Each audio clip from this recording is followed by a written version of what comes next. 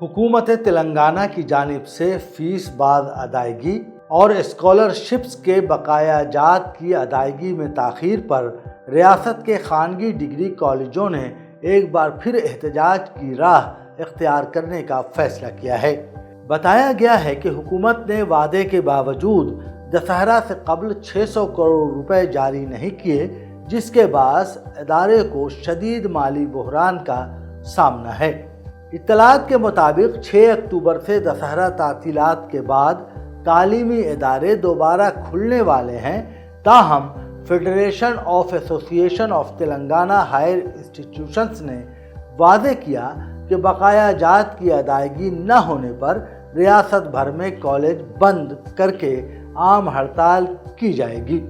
याद रहे कि 15 सितंबर को यौम सियाह मनाने के बाद हुकूमत से मुज़ाकरात के नतीजे में फेडरेशन ने अपनी पहली हड़ताल ख़त्म कर दी थी, लेकिन वादा खिलाफी के बायस एक बार फिर हड़ताल की राह अपनाने पर मजबूर है।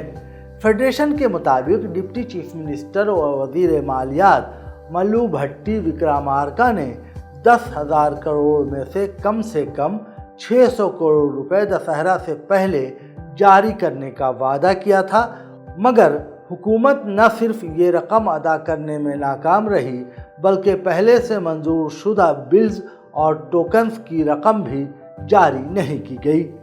इस ताख़ीर के बायस कॉलेज इंतज़ामिया अपने तदरीसी और गैर तदरीसी अमले को तनख्वाहें देने से कासिर है और त्यौहार के मौके पर उन्हें शदीद मायूसी का सामना है। फेडरेशन ने हड़ताल की हिकमत अमली तय करने के लिए आमिला का खुसूसी इजलास तलब कर लिया है, जिसमें एहतजाज को मज़ीद मौसर बनाने पर गौर किया जाएगा।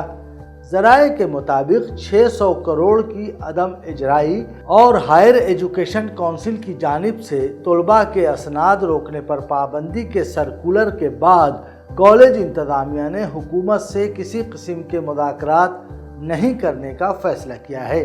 उनका कहना है कि इदारे बंद रखने से हुकूमत पर दबाव बढ़ेगा और तलबा और सरपरस्तों को इन पॉलिसियों के असरात का बखूबी अंदाज़ा होगा।